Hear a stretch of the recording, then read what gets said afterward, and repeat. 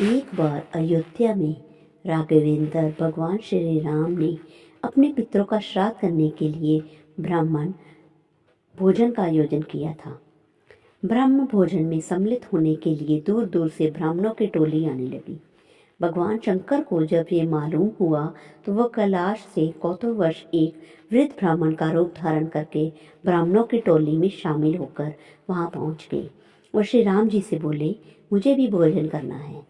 अंतर्यामी भगवान श्री राम बूढ़े ब्राह्मण को पहचान गए और समझ गए कि भगवान शंकर ही मेरी परीक्षा के लिए यहाँ पधारे हैं।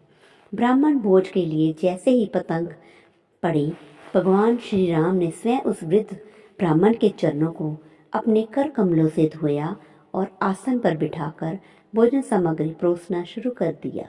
छोटे भाई लक्ष्मण जी भगवान शंकर को जो भी वस्तु परोसते, शंकर जी उसे एक ही ग्रास में खत्म कर देते। उनकी पत्तल पर कोई सामान बचता ही नहीं था।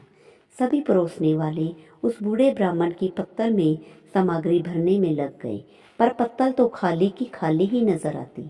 श्री रामचंद्र ही मन मुस्कुराते हुए शंकर जी की यह लीला देख रहे थे। भोजन समाप्त होते देख महल में चिंता होने लगी। माता सीता के पास भी यह समाचार पहुंचा कि श्राद्ध में एक ऐसे वृद्ध ब्राह्मण पधारे हैं जिनकी पत्तल पर सामग्री परोसते ही साफ हो जाती है। श्राद्ध में आमंत्रित सभी ब्राह्मणों को भोजन कराना भगवान श्री राम की प्रतिष्ठा का प्रश्न बन गया। माता सीता भी चिंतित होने लगी। जब बनाया गया सारा भोजन समाप्त हो गया, फिर भी शंकर जी तृप्त नहीं हुए, तो श्री राम ने अपनी माता अन्नपूर्णा माँ का स्मरण कर उनका आवाहन किया। सभी परोसने वाले व्यक्ति वहां से हटा दिए गए। माता अन्नपूर्णा वहां प्रकट हो गई। शंकर जी की शुदा केवल माता अन्नपूर्णा ही कर सकती थी। शांत श्री रामचंद्र जी ने माता अन्नपूर्णा से कहा, अपने स्वामी को आप ही भोजन कराइए। इन्हें अपने आप के अतिरिक्त कोई और तृप्त नहीं कर सकता। माँ अन्नपूर्णा ने जब अपने हाथों से भोजन पात्र लिया तो उनमें भोजन का अक्षय हो गया। अब वे स्वयं विश्वनाथ को भोजन कराने लगी। माँ अन्नपूर्णा ने पत्तल में एक लड्डू परोसा। भगवान विश्वनाथ खाते खाते थक गए, पर वह समाप्त ही नहीं होता था। माँ ने दोबारा परोसना चाहा तो भगवान शंकर ने मना कर दिया।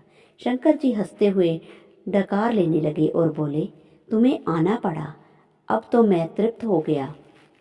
माँ अन्नपूर्णा काशी की आदेशुरी है, इसीलिए वहाँ एक कहावत प्रचलित है, बाबा बाबा सब कहे, माई कहे ना कोई, बाबा के दरबार में माई कहे सो होए। अब शंकर जी भगवान श्री रामचंद्र जी और सीता की मर्यादा की परीक्षा लेने लगे। शंकर जी ने श्री राम जी से बोले, मैं इतना खा गया हूँ कि मुझे अपने आप उठा ही नहीं जा रहा है, मुझे जरा उठाओ। हनुमान जी अपने स्वामी का कार्य करने के लिए आगे बढ़े और शंकर जी को उठाने लगे, परंतु वे उन्हें उठा ही नहीं सके। श्री रामचंद्र जी ने लक्ष्मण से शंकर को उठाने के लिए कहा। अनंत के अवतार की शक्ति भी अनंत होती है। लक्ष्मण जी ने शंकर को उठाकर एक पलंग पर लिटा दिया। अब शंकर जी ने कहा, मेरा मुख और हाथ धो दो। माता सीता ने जैसे ही मुख धोने के लिए जल दिया, शंकर जी ने मुख में भरा पानी माता सीता पर कुल्ला कर दिया। माता सीता क्रुद्ध होने की बजाय हाथ जोड़कर शंकर जी से बोली, आपके उत्कृष्ट जल से मेरे ऊपर गिरने से मेरा शरीर पवित्र हो गया, मैं आपकी बहुत आभारी हूँ। अब भगवान शंकर ने श्री रामचंद्र को चरण दबाने की आज्ञा दी। श्री रामचंद्र और लक्ष्मण दोनों शंकर जी के चरण दबाने लगे और माता सीता पंखा झलने लगी। प्रसन्न होकर भगवान शंकर ने कहा, मैंने तुम्हारी मर्यादा की परीक्षा ली है, जिसमें तुम सफल रहे हो। तुम्हारी जो इच्छा हो मुझसे मांग लो।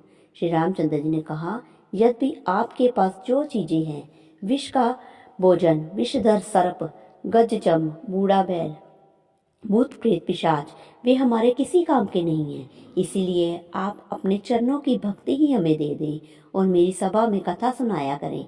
तब से शंकर जी राम सभा के कथावाचक बन गए और पूर्व कल्पों की कथाएं सुनाया करते थे। दोस्तों, आपको अगर ये मेरी वीडियो पसंद आई हो तो इसे लाइक, शेयर एंड सब्सक्राइब ज़रूर करें।